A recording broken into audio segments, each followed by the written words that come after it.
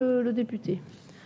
La parole est à Monsieur Frédéric Roy pour sa question à la ministre des Affaires sociales et de la Santé.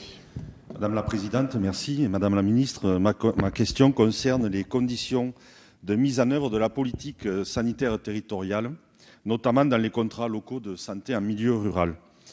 En effet, la présence de certains services est indispensable pour l'équité et l'égalité de nos concitoyens devant la santé. En milieu rural ou périurbain, les problématiques de déplacement, d'Internet haut débit et de santé font partie des priorités dans les stratégies locales de développement. Le maintien de la présence d'une offre suffisante et de qualité, notamment en ce qui concerne les hôpitaux, les pharmacies ou les cliniques dans les petites villes de moins de 10 000 habitants, comme celles de Lodève ou de Ganges ou du Kellar dans ma circonscription, impose d'innover et de faire tomber certaines barrières culturelles ou certaines habitudes au sein de l'administration de santé.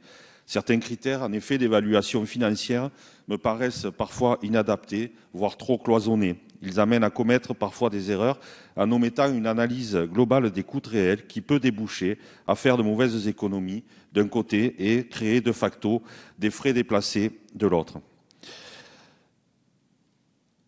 Il me paraît important que de nombreuses prises en charge soient moins coûteuses et qu'elles soient effectuées par des établissements dans les grandes villes si on intégrait à celles-ci parfois les coûts d'acheminement par ambulance.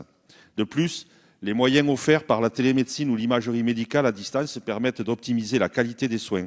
Il est nécessaire d'assurer un maillage minimal en scanner, service d'urgence, en maison de santé pluridisciplinaire ou en maison médicale de garde, comme celle notamment du Pays Cœur d'Hérault, qui rencontre de véritables succès depuis 2 ans. La généralisation de ces organisations pour l'ensemble du monde rural me paraîtrait pertinente. La volonté du gouvernement de lutter contre les déserts médicaux est caractérisée par une offre insuffisante ou absolue, avec une carence de l'offre médicale de santé. Force est de constater que les contrats locaux de santé actuels ne recouvrent encore que trop partiellement le champ complet de la problématique sanitaire. La politique de l'État est encore trop verticale ou trop sectorielle, alors qu'une approche territoriale nécessite bien souvent des appréhensions plus globales. Par ailleurs, les contrats de plan État-région 2014-2020 vont prochainement être formalisés. Par conséquent, dans le cadre de la programmatique 2014-2020, tant au niveau des CPER que des fonds européens, l'État pourrait-il inciter au développement de contrats locaux de santé à champ d'action plus large à enveloppe constante, mais par un redéploiement des méthodes de distribution? Ne serait-il pas possible d'envisager à partir de 2015 ou 2016 des territoires pilotes d'expérimentation de ces contrats de nouvelle génération, de développement sanitaire, mais aussi médico-social? Enfin, pour éviter un émiettement local au niveau opérationnel, comptez-vous favoriser la réalisation de ces contrats à l'échelle des bassins de vie du type pays ou pôles d'équilibre territoriaux? Je vous remercie. Merci, Monsieur le député. Madame la ministre.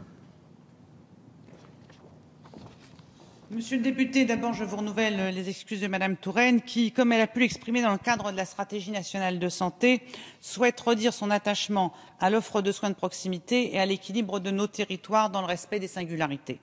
Dans ce domaine, les contrats locaux de santé représentent un vecteur pertinent de la mise en œuvre du projet régional de santé. Conclus par l'ARS, notamment avec les collectivités territoriales et leurs groupements, les contrats locaux de santé portent sur la promotion de la santé, la prévention, les politiques de soins et l'accompagnement médico-social.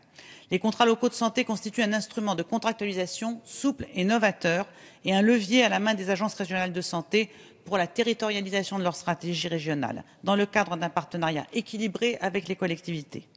Ainsi, le champ d'un contrat local est potentiellement large et son territoire d'intervention adaptable par les partenaires, notamment dans un objectif de réduction des inégalités territoriales et sociales de santé. Marisol Touraine souhaite conserver à cet outil la souplesse qui lui permette de s'adapter aux réalités et aux priorités des territoires.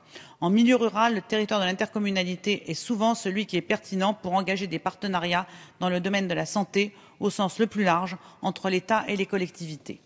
Cet outil pourra venir en appui des autres dispositifs visant à territorialiser la politique de santé et notamment le service territorial de santé en cours de construction qui permettra de garantir une organisation structurée des structures et professionnelles au bénéfice des parcours de santé de la population.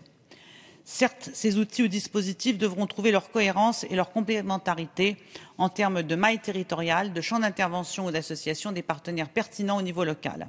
La réflexion sur le territoire pertinent pour la mise en œuvre des composantes de la politique de santé et de leur articulation avec les autres politiques ou maillages territoriaux est en cours. Marisol Touraine y travaille dans le cadre du projet de loi de santé. Merci Madame la ministre. Monsieur le député.